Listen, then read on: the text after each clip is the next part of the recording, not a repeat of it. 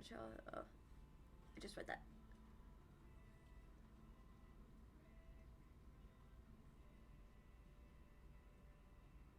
I could understand that, Shuka Kaito. The time frame thing. Yeah, exactly, Chad. Like I found out, like, this was only in the last week. I found out because I've had such bad anxiety with this postpartum stuff that I I don't want to say I look for things to be anxious about, but my mind thinks one little thing is a reason to get anxious because it signifies this X. And I'm used to abandonment or whatever in the past. Like here, okay, so the example I would say is like I'm thinking about my past relationships and I'm thinking, okay, so what if, like, a big thing of mine is I don't want to be with someone who finds other women attractive. Because to me, I only find the person I'm with attractive and I want that reciprocated. And I don't believe it's true love if they don't feel that way. And I don't want something, like, that's what love is to me, right?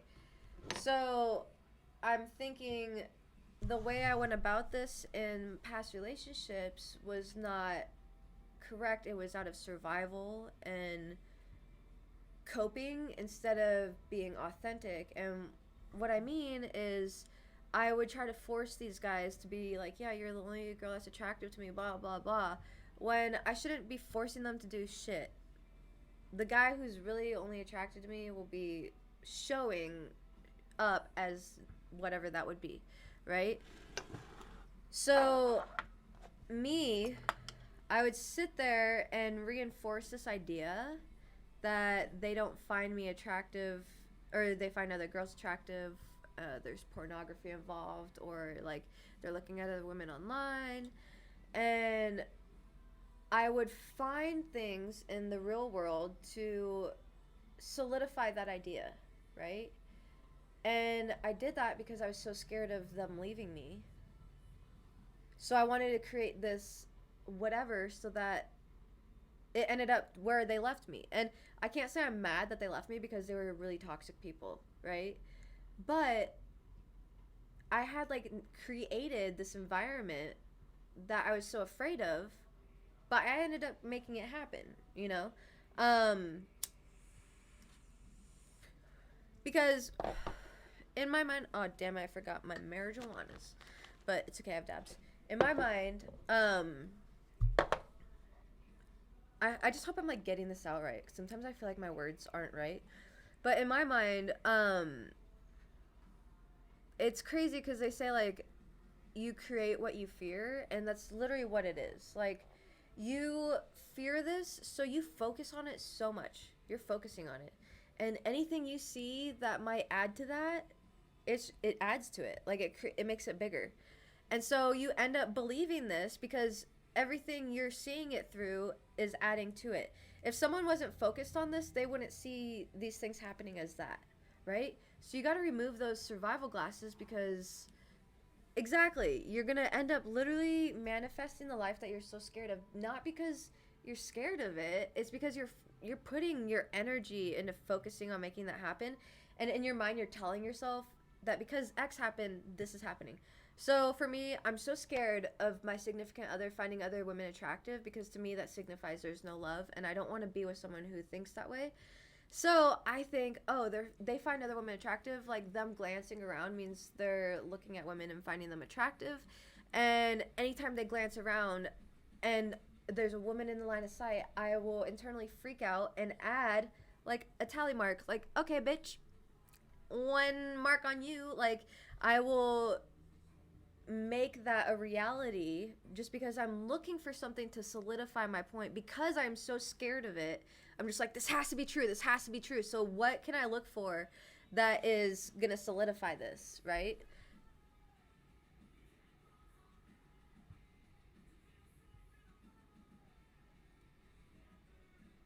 Exactly, Shukakaito. I like how you said that. I feel that. I'm a little bit behind, guys. Sorry. I had to cook and clean all the time as a kid. I was the only one who would maintain the family and take lunch money and shit because my folks would come in and didn't have enough bills for what happened if a cup of water is too money. I feel like this shark respecter person was in here before because I think someone asked this question before about a cup of water. I don't know what that means.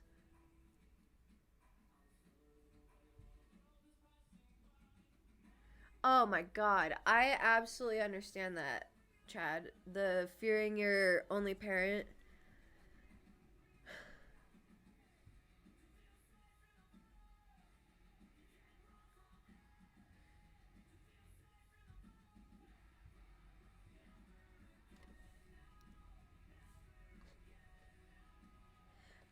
Okay, I love you, Sierra. I hope you have a great day and stay beautiful and bootylicious, which shouldn't be difficult for you. But yeah, so pretty much like but that was survival mode for me, right? So like I'm sitting here like thinking like I don't want to be anxious, but I fall back on analyzing everything which makes me anxious because I feel very insecure right now in my life. Like I feel lost and it's crazy to say this is the first time I've felt lost. And I don't want to say lost as in like myself, but for me, I always know what I want to do to make money, right? I've because of a survival thing. I've always had to make money and I've always known my next step to make money is boom boom boom boom. And I get it done and I make the money and I'm a happy camper. Like I'm just a happy little guy, you know? What can I say? But right now, I am so up in the air and I'm like pretty much grasping on any kind of stability I can find and I don't have any. And it's making me cry a lot. But I feel like a lot of times when we have negative reactions to things, if you've been through a traumatic childhood, a lot of it can fall on the survival mode that you learn through trauma. And for me, I was like, okay, so why all of a sudden when I'm not pregnant am I feeling anxious again? Am I getting this body buzz that I get like where my body is just like vibrating like all the time with anxiety?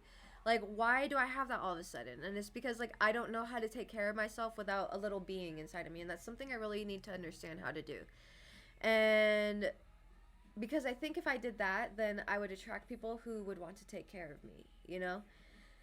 And usually I neglect myself and don't take care of myself. And I think it's very important to take care of myself because I find when I take care of myself, I'm able to treat my friends, I'm able to treat myself, I'm able to treat my dogs and be happy and live the life I want. And that should be my square one to go to now. And I kept repeating to myself, okay, once I'm pregnant and then I give birth, it's going to be rocky because and I didn't accept it.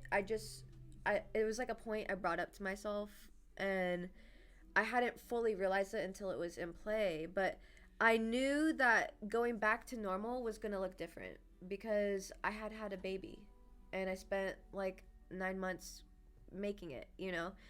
Going back to the lifestyle that I had before I was pregnant is not going to be normal. My normal is going to look new. And that's going to feel a little unstable. And it does. It feels kind of shitty. I'm not going to lie. But ask anyone on Twitch and anyone I've been talking to. Shuka Kaito knows. But I said this on Twitch too. Like, I just feel like I'm going to run into something good. And every time I say that, like, something small happens that's good. That, like, benefits me or, like, pushes me along to a better place in life. But I always go through these tower moments, which are really normal, before that happens. So I have a feeling in October, something's going to just really good happen. And I think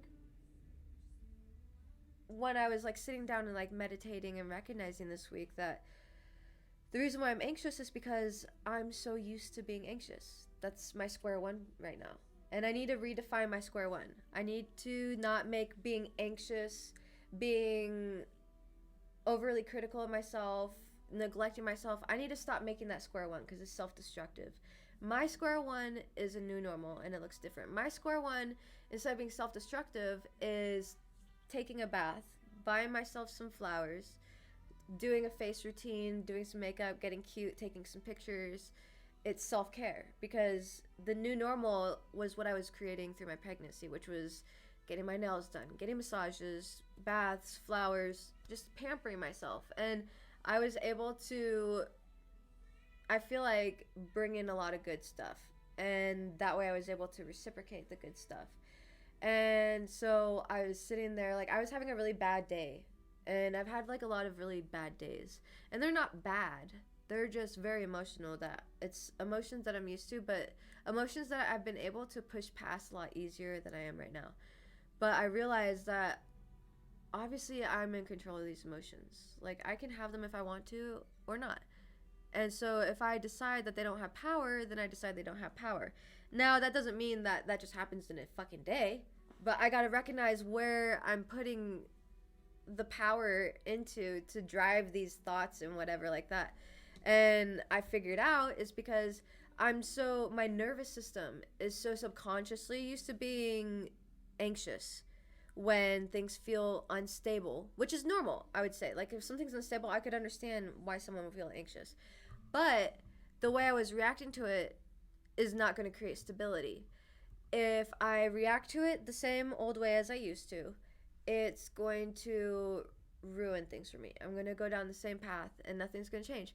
If I react to it in a way that I've cultivated and learned how to do the last few months and keep implementing, then things are going to go better. And it was a big relief realizing that I can step away from a lot of, like, it's weird because it helped me step away from a lot of issues that I was working through in my head. Like, I realized I make myself anxious, and it's crazy to say because, like, I'm 27. I feel like at that age you should know if you make yourself anxious or not. But I was always seeing the outside factors as what made me anxious, and I can't control those. I can control how I feel, and I'm tired of feeling the specific way. And now, to be fair, I think the people I'm around have a big impact. Like, when I was with past guys, like, they would make me very anxious, and it's because they're not the right type of people and they don't give the same kind of energy that I need and give off. So it's a very mismatched energy exchange that's happening. Doesn't mean anything bad necessarily, but it's just not the energy that I need, you know? But when I'm surrounded by good things, and yeah, there's no reason for it. But because I feel like things are calm and things are normal, like, that's not normal for me. Like, there's always something happening. What is there? Like, there's always something. I need to always be worrying about something. So what is there to worry about? Essentially is what my mind is thinking. So it will search wide and far for something to worry about. And it doesn't need to happen that way because I've realized it's just like a survival thing that I do because things have always been so unstable for me. I need to search for a reason to feel stable or unstable so that I can make sure my stability is there. And usually when I was younger, the reasons for the anxiety were not very far out of reach.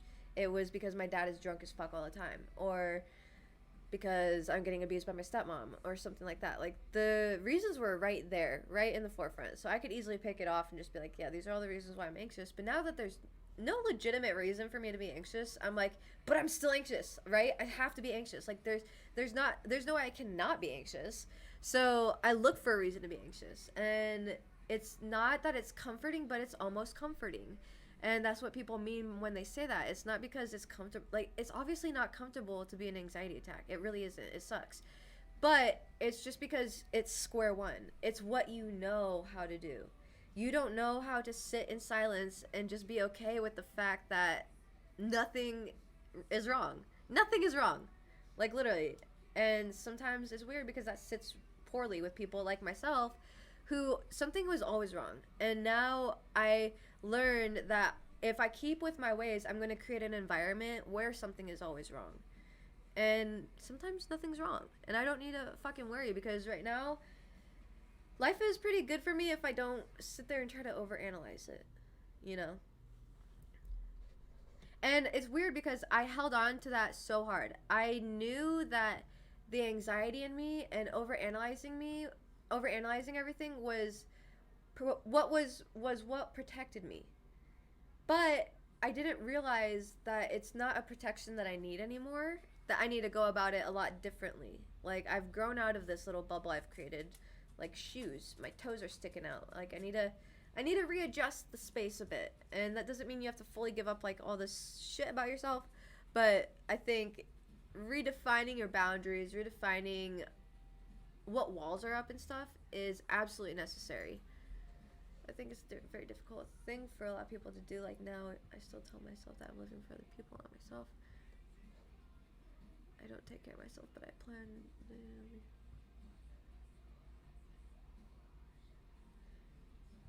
I can understand that, Shuka Kaito. Sometimes I feel like I live for other people because if it weren't for other people or like my dogs, I wouldn't care about life. To Sad Guru. I don't know if I said that right. Huh, I'm gonna have to check that out.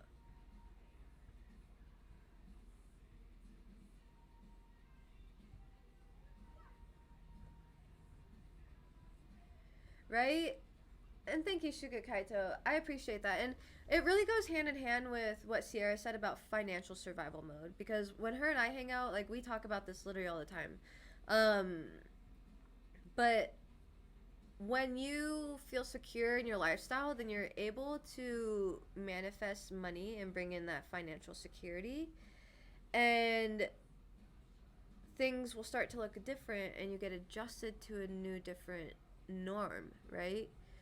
And once you take these baby steps to do the work in your mind, which is a lot of work, I feel like people underestimate that. But I think because for me, when someone would say, "Oh, you're doing a lot the work," and I'm like, "What work?" Like I'm sitting here meditating. That's not work. Like to me, work was defined by physical labor.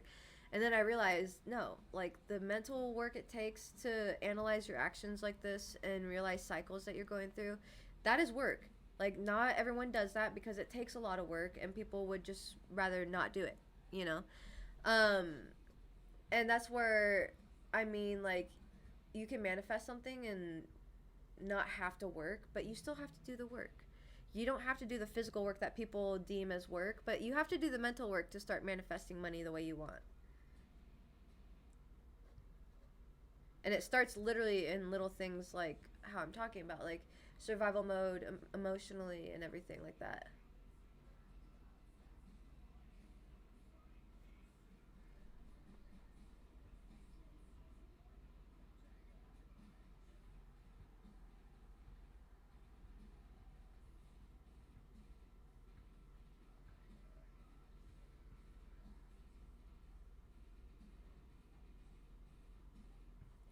Aw, you're welcome, Shikakaito. I adore you. Go on vacation. I just want to reread it because I don't know if I read it right. I'm scared I did it.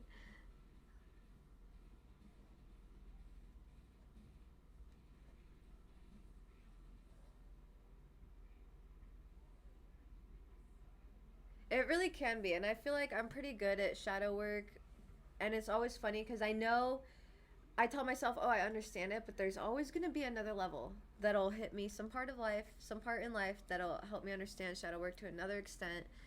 But at this point in time, it's definitely the survival mode that I've realized. And I really absolutely love that Sierra brought up the financial survival mode because that wasn't even on my mind, but it's something that I've recognized so heavily in my life, especially with the OnlyFans, because that was at 25 when I started to at 25 I got fired from my job, and that's where I jumped headfirst into OnlyFans because I just really believed in myself. I was like, yeah, I can do that. Why not? But then I fell into this rut where I treated it like corporate world, and that was like a survival thing that I was falling into. And right now, financial security is a big thing for me because I need to be making money to save to just have a different lifestyle that I want. And it's not that it's going to be much different. I just want a yard for the dogs and a house so I can have a garage, and not a big house, like just a small 2 bedroom, and a car that works that I don't have to keep putting money into. You know what I mean? And the last year, like I made more on OnlyFans by literally shifting my mindset. And it wasn't as much as I wanted. It wasn't my goals, but I have a feeling that with the shift in mindset, that jumping back to OnlyFans and doing the other things that I want to do, I'll be making far more than I've ever made within like the coming year.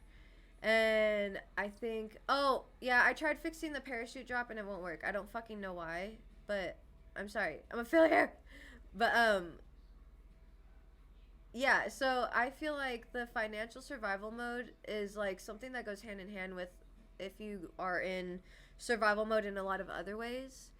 But really, like, you have to, it's a very uncomfortable process, and I don't think people understand what that means. But because that, when they say uncomfortable, I always think of physical. But it's like, why would it be uncomfortable to be making more money? But it's not even like that. It feels like something, you feel like something's gonna happen, like, I'm not worthy, why is this happening, kind of thing. And then you end up self-sabotaging it because just by even suspecting something's going to come in and ruin it, you're inherently saying that you don't deserve this, that something's going to ruin it.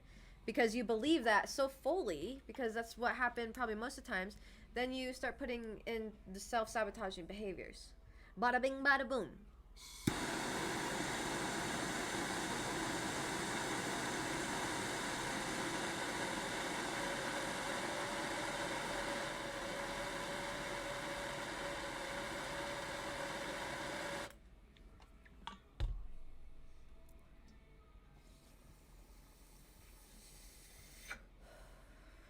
And honestly, survival things are not a bad thing, okay? Because literally they were needed at one point in time to protect you.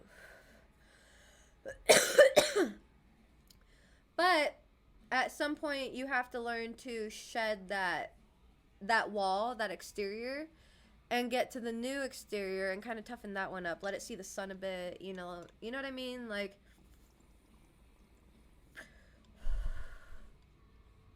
at some point, like, that's the part of, that's what growing is like shedding those old boundaries, even though it's a little scary because you've never been here before, you don't know what to expect, but you're here for it, you know.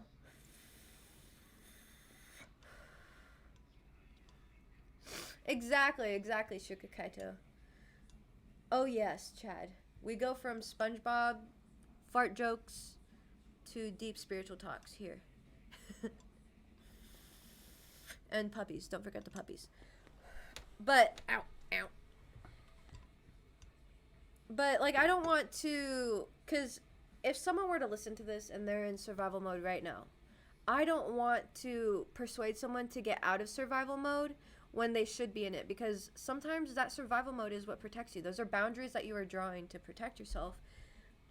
And survival mode looks like you, or it doesn't look like, but if you bring it into a situation that's not needed, you bring those techniques. Like, it's kind of like you learn to work at Subway for your whole life and then you go work at Pizza Hut. Like, those same techniques that work at Subway are not going to work at Pizza Hut whatsoever.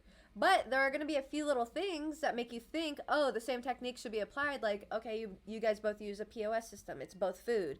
Like, there's going to be things in life that will trigger you to use your survival. There's going to be things that look like the pattern, but that's where you have to learn to start trusting things and seeing things from a different view, or however you want to look at it, and seeing if it's worth putting up your survival mode or not. And a lot of times, if you've done the work, I feel like your survival mode is the last one to shed. And that's where you recognize it, like this little breakthrough I had this week. Like, you recognize it and you're ready to shed it. You're ready to do the work to shed it. You're putting in the work. Stuff like that.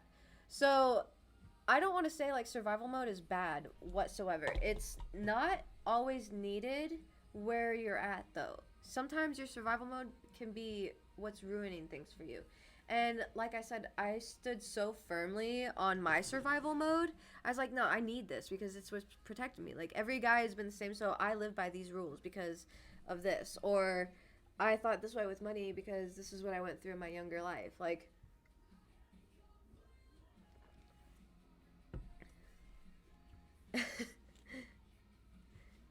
yeah. So many forms of survival mode, this financial, emotional, and social.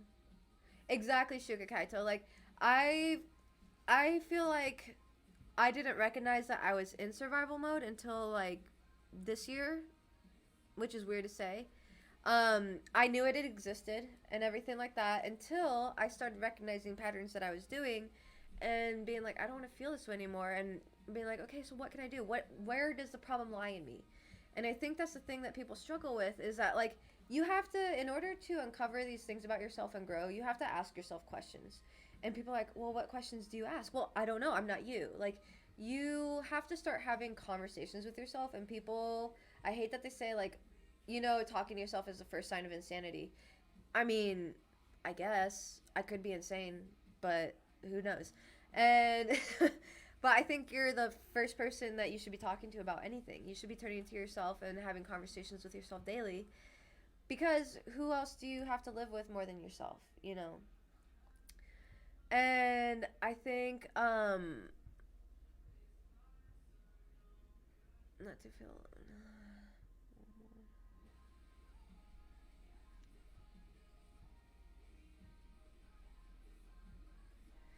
And it's, I don't want to speak on fact, but I read a few things that said BPD is trauma related.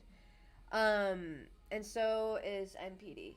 And so that makes me think that a lot of these things are just mindset based, and it takes time to work around these. Like, it doesn't, you can recognize it overnight, but it's recognizing the patterns and what you do to make that happen, and then learning to sit in it, because it's really uncomfortable to switch up what you usually do and just tell yourself to be okay with it. But you have to learn to be okay with it, because you have to see when you're in that position, like, nothing's threatening you. Like, you're fine. It reminds me of when I was younger and I was first learning how to swim, and I had floaties on. I had two fucking floaties on. I had like a chest floaty, and then I had like the little arm things. And my dad was holding me, and I was literally screaming and crying. Like, I thought that if he let me go, I was gonna drown. I didn't know how to swim at all. But then when he let me go, I was fine. Obviously. I'm still here. But like, I had overworked myself and thought like I wasn't going to be safe at all once he let go. And then once I sat there in the little scared position I was for a few minutes and realized, oh, nothing's happening.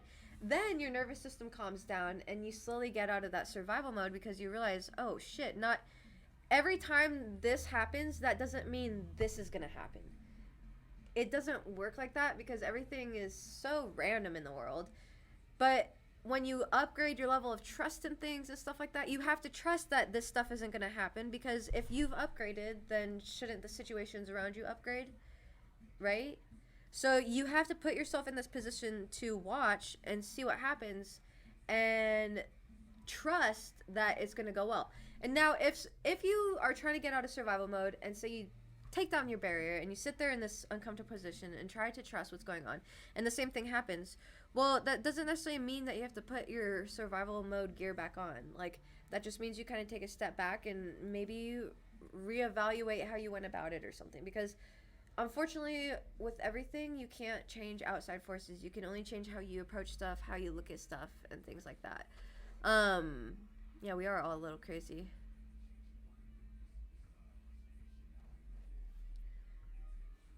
I have yet to meet someone with BPD. I thought Justin had it for a while, but he actually got diagnosed with antisocial personality disorder, which is close to NPD. Great. um, but yeah, I think like people are so used to survival mode, and it would actually, speaking of survival mode, that's one thing that would frustrate me about being with Justin, is that he fell into this survival mode very easily, and I could understand that because he came from a place of trauma as well. But I was trying to break out of it. I was trying to break out of the cycle, and he was still wanting to go into that cycle and stay in it because it's comfortable. And it just doesn't sit right with me, because I don't want this to be my life. I don't want to have to live in this cycle of thinking like I need a paycheck every other week, and like I have to, it just wasn't like, that's not my mindset, and it frustrates me because I wish I could get everybody to see it. And it's like, I want to be present in your life, but there's no way. And I guarantee you, when you tell people this and they don't believe you, they look at you crazy. And not even look at you, like they perceive you as crazy. Like, they're like, okay, whatever the fuck you're talking about. And that's fine. But to me, I firmly stand on like survival mode and all that shit so hard that you have survival mode, but you have to break out of it if you want to make healthy changes in your life and get what you deserve. And what you deserve literally depends on you. Like, I think I deserve to be a multimillionaire, and shit like that. So I think that's what's going to happen in my life. And I think I deserve it in my 20s, so I think that's going to happen in my life. And does that, when like some failure happens, does that mean like I'm not going to get it? No, because I think failure is literally required to get anything.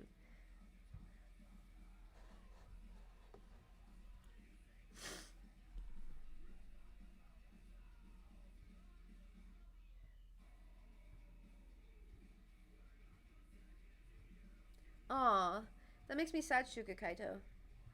But see, I understand that people deal with that, and that's why I try to. That's like my goal with Twitch is to create this space that people feel like they can be themselves. Like they don't have to put on that mask. They don't have to, like you can be completely yourself as long as you're not racist or mean, right? Like within reason. If you're like a pedophile or some shit, like no go to. But I think like a lot of people beat themselves up on their self-worth and think that they're worth less than what they really are, and they don't see like they don't see how other people perceive them, and we're always our own worst critics, right? And so okay, hey, stop itching your face. um so I feel like exactly what Chad said. Like I feel like we're our own worst critic, and um, we think traits of ourselves people aren't gonna like, but it's really weird because that's one thing I'm grateful for with my rheumatoid arthritis and just all my medical shit growing up, because I would have rheumatoid arthritis, and then for a while like I lost all my hair, so I was bald as fuck, wore a beanie everywhere, and then sometimes I wouldn't even care to wear a beanie. Like I was never really insecure about it. I was actually more insecure about my arthritis because it would make my walking really bad. But because of having that so young, I learned to not give a shit what people think, because I can't. I have to walk places. Like, why am I going to sit here and worry about these people making fun of me of how I'm walking when I need to get inside? You know what I mean? So at a young age, because of the shit that I went through, unfortunately, I've never cared what people have thought about me. And fortunately, through that, it's helped me live a life of authenticity and just doing whatever the fuck I want, even if everybody is against me. Because I trust that I'm a really good person, and I'd like to think I am. And I trust that I wouldn't do anything to hurt anyone, so if I want to do something and everyone's against me, I just assume I'm in the wrong crowd. You know? So,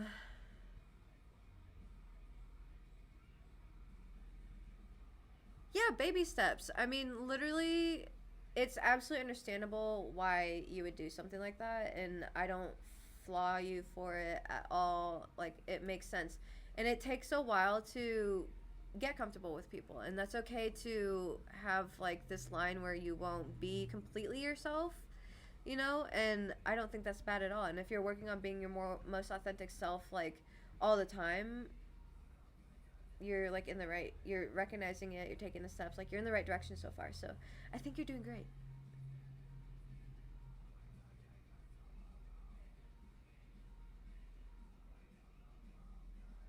That's a good one, Chad. Oh, I love you so much, Kaito. I appreciate that. I agree. Like through meeting you, it's really helped me a lot too. But that's been my aim with the stream anyway, because I catch on to these things about myself, and it stems a lot from trauma. And I know a lot of people have been through a lot of trauma too, and it's just covered up. People don't really talk about it. So once I was doing my trauma work, I told myself like I'm going to talk about this because I think other people brush it under the rug because it's just not that big of a deal. It's in the past, whatever. But those things make us build these walls around ourselves that can make our lives a lot worse than they need to be just by self-sabotaging it, and we don't even realize it. And then it's even hard to be like, yeah, I'm self-sabotaging myself. Like it's hard to admit that to yourself, but once you realize where you're self-sabotaging and what you can do to get out of it, then that becomes the easy part. And it becomes a lot easier when you start pointing the finger at yourself first rather than everybody else. Because sometimes you'll find, you know, there's people who, when you say, hey, like, you did this and it kind of upset me, and they get mad instantly. And you're like, whoa, well, calm the fuck down, you know? Um, for me, like, I always look at myself first in a problem. What can I do to fix it? Is there something I could have done different? You know, whatever it is. And the reason why I do that is because there's a level of accountability in everything that happens in my life, because it's my life. Like, I'm taking a part in this, you know? Where is my role? What is my role? And how is it being played? Or how should it be played? You know, more should I say. Words. Faux pas. I love that word.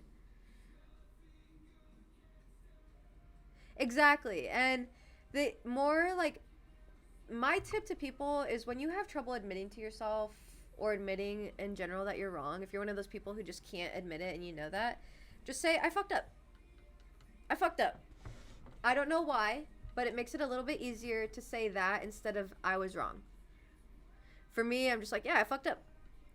I'm human. I fucked up. I recognize where I fucked up and I will do better, kind of thing. And I don't know why, but that's helped me turn everything around because, like, I fucked up. I don't know why. It's just a lot easier the way it's said to accept it that way. And I don't know how it's spelled either, honestly. But, yeah, the second you start recognizing your role in everything, because if it happens in your life, you have a role in it. And, oh, I have a bruise on my face. I was like, why is there a dark spot on my face? Huh. I don't know where that came from. I'm dying. But, yeah, so, like, the second you recognize, okay, I had a role in this, even if, like, you didn't intend to. Like, say Shuka Kaito and I were hanging out, and, like, I did something, and Shuka Kaito took it a certain way. She took it as me being rude or mean. I didn't intend for it to come across that way, but if it did to her, then I fucked up. Does that mean I'm a bad person, or does that mean, like, I'm awful and I should just fucking end myself? No. Like, people fuck up and they don't, like, we're different people. We don't know how others going to perceive our actions and stuff. So it's easy to just be like, oh, I fucked up. What can I do to make it better? Or I just won't do that again, or whatever the course of action might need to be. But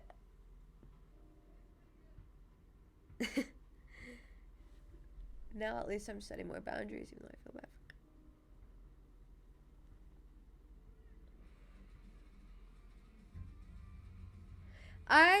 Yeah, that's good, Shuka Kaito. I'm in the same boat. Like, I'm learning to draw boundaries where it's needed, and I'm actually learning new boundaries right now. And I think it's good to, it shows a sign of growth to reestablish boundaries and things like that with yourself. So I think that's great. Yeah, you're never a bad self. Those boundaries are literally for you. Like, they're for you in this specific point in life to help you survive this part of your life. That's what your boundaries are for. And maybe in 10 years you'll need those boundaries. Maybe in 10 years you won't. You never know. But for now, it's what's needed. And the fact that you're even creating boundaries and stuff is really good. Like, I know from experience, I did that, like, a couple years ago, you know, with dropping friends and stuff. Like, it's hard, and sometimes you can fall back on the old boundaries, but that happens. It happens. Like, that's a part of it. And then you realize each time you fall back on them, you realize how much more you want those boundaries that you establish, and it becomes easier to actually establish those boundaries. So I think it's important to be easy and gentle on yourself and patient in that process, because we can beat ourselves up being like, oh, I fucked up, I went back to my ex and, like, set these boundaries and it didn't work.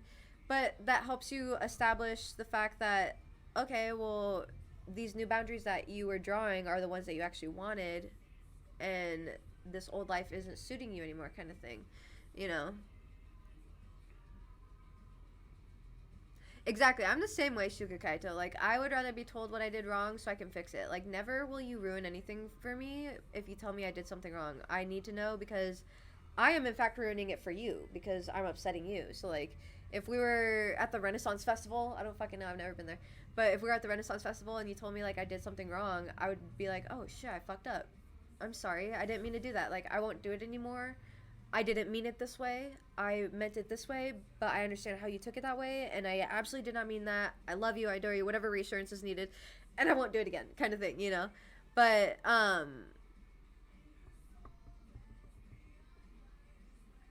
yeah, I was just reading the chat, sorry.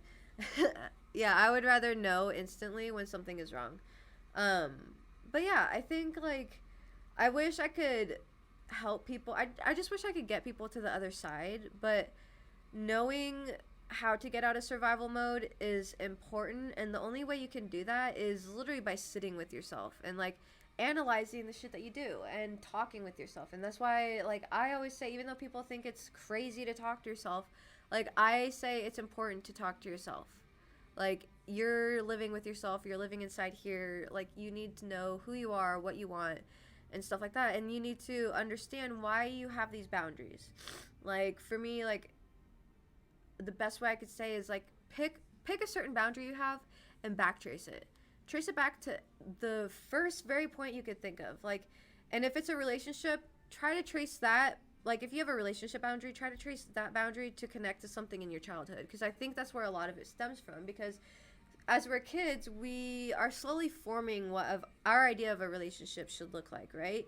So I think it's really important to trace a lot of these boundaries and things that we create out of survival mode back to the true roots. And a lot of the true roots are formed in our childhood, which is important because we had a lot of external factors in our childhood that molded us. And now as an adult, we're not necessarily looking for molding, we're looking for something that supports who we are authentically. And then it might have been like your parents telling you what to do, your parents telling you how to react and stuff, and you just did it because they said to do it and it seemed like the right thing. But if you go back to your roots and realize, oh shit, okay, that was learned in my childhood, now it's time in the adulthood to reestablish something different for myself, because that childhood survival mode doesn't work for me anymore. That's where you can start your work and start changing.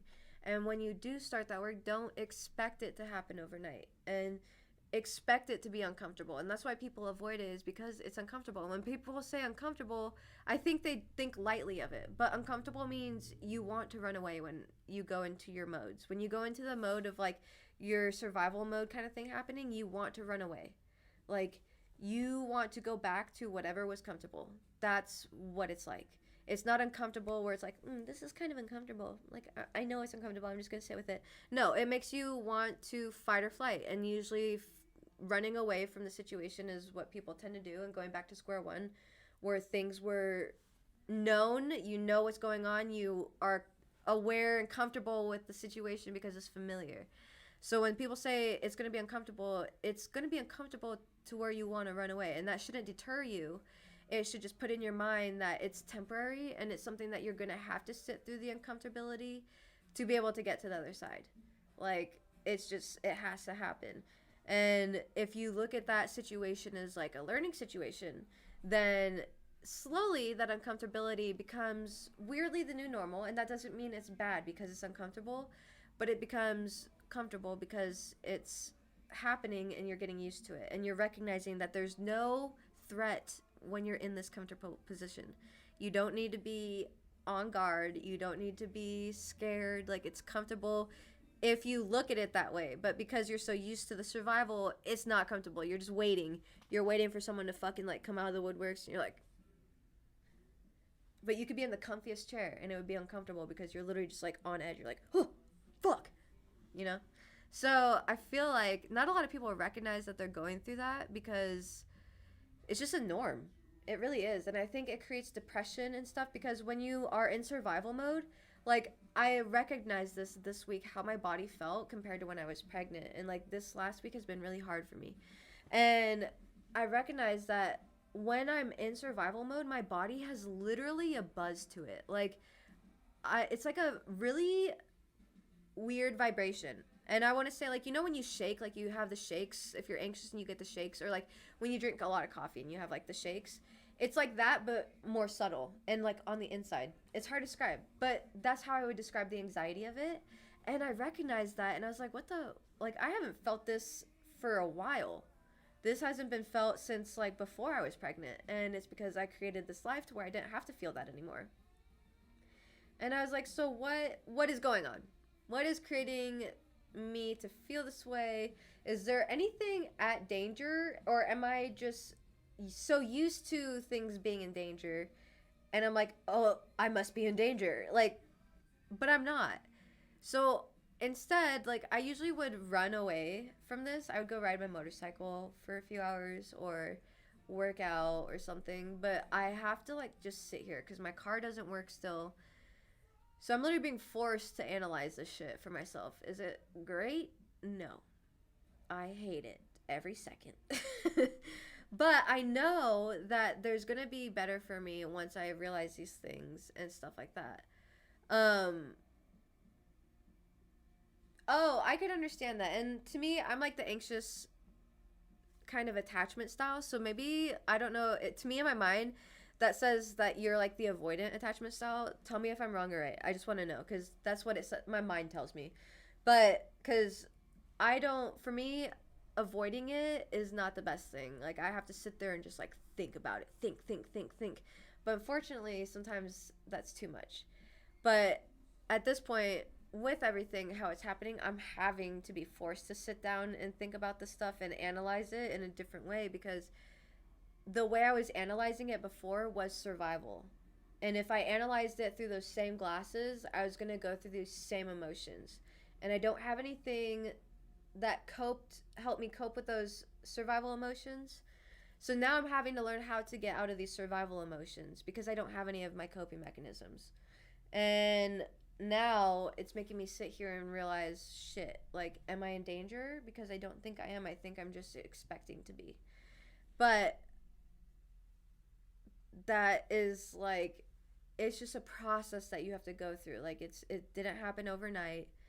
It was literally me recognizing and paying attention to myself because the average person will ignore that feeling and just like for me, for instance, I would just ignore it and go ride my motorcycle. And that would calm me down, but then it would come back. So now I'm being forced to deal with it so it never comes back. And that's kind of better, but it's more difficult. And it takes a lot more time than riding a motorcycle for a couple hours.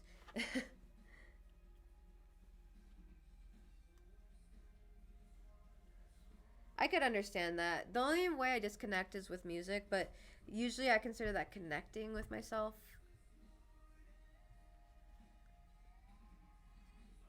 Yep, I'm like Shuka Kaito. That's exactly what I do. And my only disconnect would be like working out or motorcycle riding, but that's when it becomes like too much. I become suicidal sometimes through like how extensively I think, and that's where I would turn to my motorcycle. But it's not like I want to end my life. I just want to run away from having that feeling, and I have that feeling so often. So it's like, what's the point, kind of thing. But I gotta work on that, and without the motorcycle, it makes it way more difficult. And then the fact that my car doesn't work, that's even 10 times more difficult because I just have to sit here and just work through it, you know. And a part of me feels like it makes like me feel emotionally unstable, but I think it's just because it's new territory and it's a little scary. And I have to remember that I'm navigating life kind of on my own. Like I have Shuka Kaito, Sierra, and like all my other friends on Twitch and whatever. I consider everyone friends that talks to me. So, but I have them supporting me. But like I don't have family to turn on to or anything like that. So it makes it a bit more uncomfortable because I'm my own stable system, and it feels a little unstable because I'm not familiar with this area. You know, I got to get a feel for it. And I think once I get settled into my new norm of comfortability emotionally and stuff, then that's where I will recognize the growth that I've done, and that's where the good things will happen. And I'm hoping when I've kept saying like I think that something good is going to happen, I'm hoping that with this recent mindset change that something indeed good will happen. But I think like people will only get as far as they want in their life once they change that shit around about themselves. And sometimes people think they won't ever get anywhere in life because they don't want to change that about themselves. And it's because like it feels safe. They don't think they need to change it because without that armor protecting them, they are unsafe. So why would they change it? You know, so my escape is so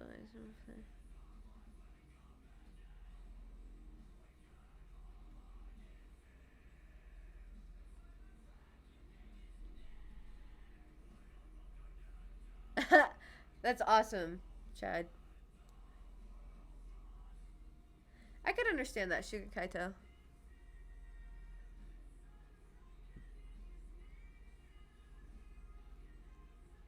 That's kind of how I do it, but afterwards, like usually I feel very Good, because like when I hang out with the right people, I feel very rejuvenated afterwards. So that's also how I knew that I was breaking out of survival mode, because when I would go into that, where I would go hang out with people when I wouldn't feel good, I would recognize, oh, I'm feeling drained after one person, but this person I feel very excited and very motivated and inspired once I leave their presence. And I think, like, literally every time I've thought something like this and then adjusted my life to these new mindsets that I had, I see, like, nothing good happen.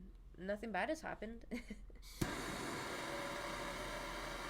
Oh shit. I need more wax.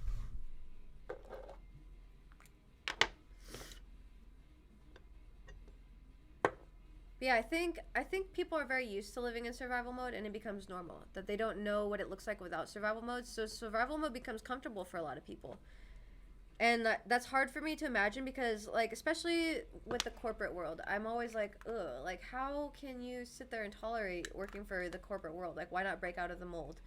And not everybody sees that as that way, because to me, I did it and it's a much better lifestyle. But for some people, that level of risk and that uncomfortability is not good. But for me, my whole life has been nothing but uncomfortable. So I thrive in uncomfortability. So taking those risks are normal for me and very comfortable to do. Whereas for someone else, they think about all the risks and then they just don't do it. Where to me, I'm used to those risks. I'm just used to it being uncomfortable. So I'm like, fuck it, whatever. Like, what's gonna matter?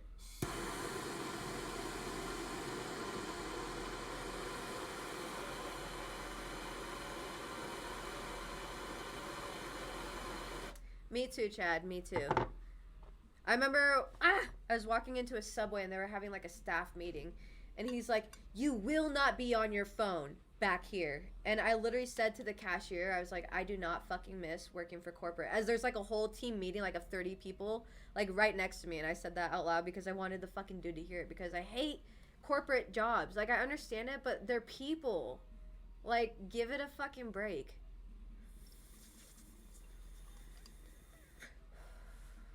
But to me, I don't like the idea of controlling people, because I think they're gonna do what they want regardless.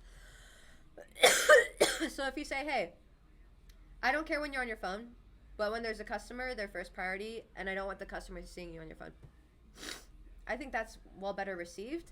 And you're gonna see that your employees aren't gonna be on their phone as much. But I think if you say, "Hey, never be on your phone back here," blah blah, they're gonna be on their phone more. Kind of like the prohibition, like they illegalized alcohol, and alcohol consumption increased by like so much during the prohibition, because they were told they couldn't have it. So now they gotta have it.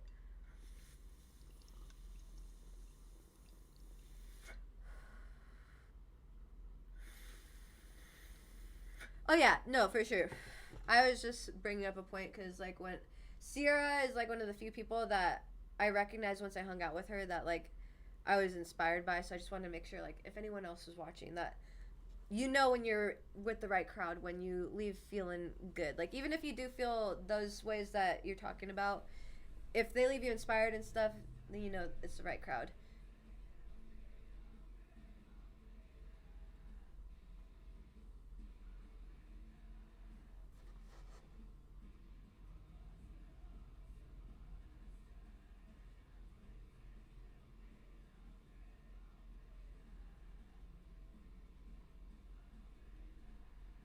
Huh.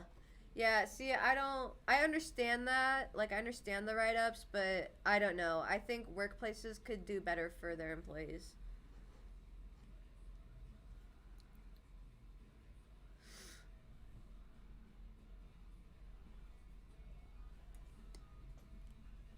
Oh, nice.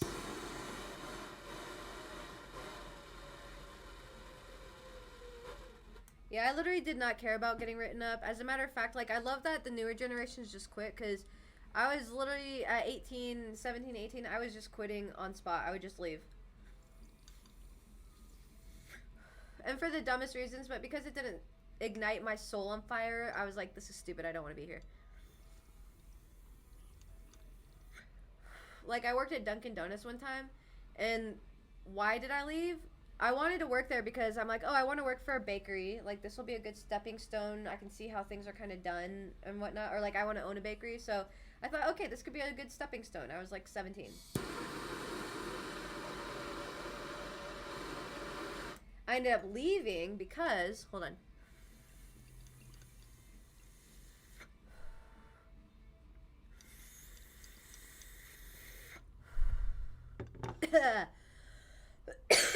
Because my manager, she said, go wash your hands. So I went and washed my hands.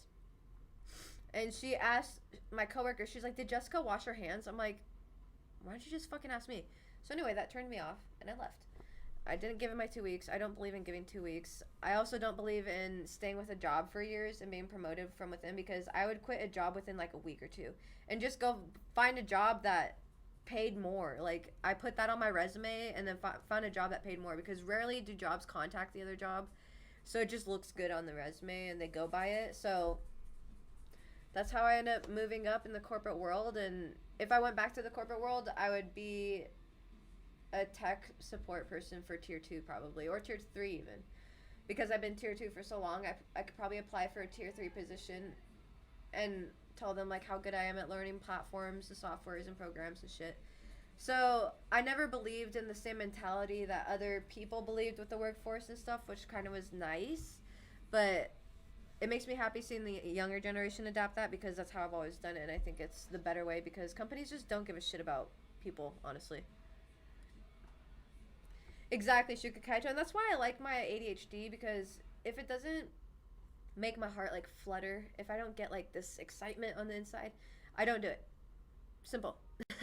And I think it's weird to me to imagine people who don't have that, because I know I'm on the right path when I have that. So I follow and chase that feeling, because that's like my gut telling me like this is what we should be doing, and it's never wrong, you know? Kind of, for the last one I did was, okay, so different ones. I did tech support for Microsoft, which was just like email tech support. So there was like that basic tech support. The other tech support I did, the last company I was with, they had an app that they had created, so any tech issues and stuff, that was my specialty. And then before that, I was a contractor, and I worked tech support for different companies, so it looked different. So tech support for, like, I worked for the MGM Grand Hotels. Tech support for their stuff looked a lot different. It was Wi-Fi support and, like, just simple IP address and shit like that. But then there's tech support for medical companies that we would do, and we would be working with Jira's. And then there's tech support with another company where we would be working with like simple coding and like websites, building websites. So it's like a little bit all over the place of tech support that I am, but I don't mind that, because it gives me more when I go, if I go to apply for the tech field, it gives me more to apply for, and I still have the background that I need to have. And I'm confident they'll be able to train me and I'll learn it very easily. So it's kind of a little scattered tech support, but nonetheless, not your basic, but mid-level tech support. Exactly, and that's kind of what I'm in the middle of, and that's where I'm like, okay, like I could fall back onto OnlyFans, because at one point that sparked me, but now it's not that it's OnlyFans in general, it's just how I was approaching it. So now I know, okay, I need to approach it differently. And then the recipe thing that Wesley mentioned, like, that's a fantastic idea, because I can do that, write a cookbook, I can do those recipes on here, I can post those recipes on TikTok, drag people in to watch and view, subscribe, sell the recipes as a digital recipe, you know, and so on, and make passive income through that way, and have lots of things going for me where I'm not really having to put in like full days worth of work. And that's the kind of lifestyle I've kind of wanted to manifest, where I'm making at least like 7-8 grand a month, but I'm working like every other day or whatever. Like, I'm just doing things I enjoy doing, so it's not really working in my mind. But that's kind of where I'm in the middle of, where it's like nothing really sparks it, but those things sound fun, so I'm going to do it because I would rather create out of happiness than fear. So I'm not trying to create because I'm scared I'm going to lose my apartment or I can't make bills. I'm going to do things that I think are fun so that it invites good things to me.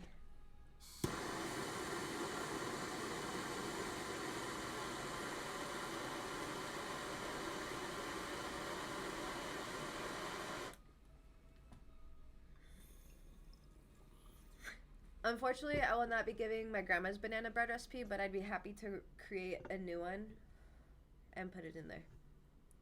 Because my grandma's recipe is the best that I will ever eat, and I will die on that hill, and no one can know that recipe except for me and my grandma.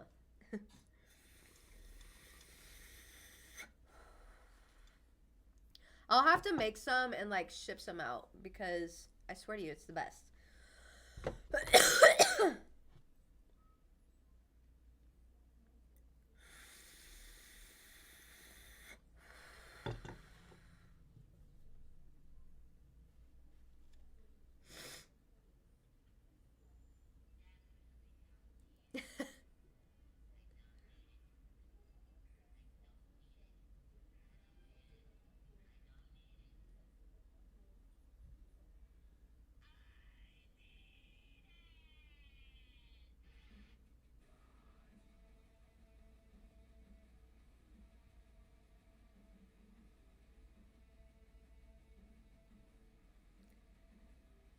It's really weird. I keep smelling my grandfather, which is weird. He's not dead. Or did he die? Are you dead? Um, but usually, like, I get like whiffs of things, but for some reason, in this corner, I keep getting whiffs of my grandfather and his cologne. Anyway, yeah, we should have a bake off. Let me figure out. I'm gonna figure out how to do that, and that would be really fun. Like if we did that. Um. Oh hell yeah! I've actually always wanted to judge like a baking competition or like a chili competition or something. I just want to try a whole bunch of different things. I want to see where I compare, and then I might enter my stuff into a contest because I would love to win a baking contest. Because honestly, I think I make the best chocolate chip cookies, and I know a lot of people say that, but I really think I do because I do things a lot differently. Because I'm different. Yeah, I'm different. Anyway, I need to poop. But I think I have talked about survival mode a good amount. I want to put this one on my YouTube, so you'll see it on my YouTube. And I think what I'm going to do is write up a little guide on how you can get out of survival mode because life is much more enjoyable. Like when you're in survival mode, you will find that you compare yourself to a lot of people. You are anxious all the time. You aren't your best self and stuff like that. And I think the more I've gotten out of survival mode for myself, the happier and more authentically I live, which is better for people around you. Because if you're happier and living authentically, then it inspires people to live authentically themselves. And that's how you start attracting the right people. And so I think it's really important to kind of like spread that word because word is a word. So I'm probably going to make like a digital whatever program, if you want to say, like on how to get out of survival mode. So I'll announce that sometime this month, but it's on the list of things to do. Um, but I will keep you guys posted. But oh, okay. Well, just in time because I have to poop, and I was gonna get off and poop, unless you guys want to see. I'm just kidding. Not for free. But are they really Shuka Kaito? I would never guess. Brownies are my enemy. I love them so much, but I can never master it. But this year I will. This year I fucking will. Um, yeah, I won't shit in the living room. Um, but yeah, so I'm gonna go poop. But I think I'm gonna end the stream here and kind of work on stuff today with the survival mode and how to get out of it. So if you want to check that out, I'll announce it on here and I'll have a link for it ready and whatnot. But free feel to check it out when you want. It probably will be something I do all day tomorrow to keep myself busy. Or today, because I don't have anything to do except for poop. But I appreciate you guys joining me. I love having these little talks because this is like one of my favorite parts about doing the podcast is stuff that will hopefully help people and just talking about things in general and sharing ideas about trauma and how to get out of that. But I really appreciate y'all joining, and I can't tell you how fucking amazing you are and sexy and just all around wonderful. But I hope you guys have a great rest of your Monday, And so it does not feel like a Monday. But I'll be seeing y'all Tuesday. But if you're on my Facebook, you'll see stuff about the survival guide or whatever like that. But keep an eye out for it, and I shall see you guys on Wednesday. Till then, hydrate a lot, eat healthy foods, and smack your ass and tell yourself you're beautiful, because you are. Okay, I love y'all. Stay amazing, and I'll see you Wednesday.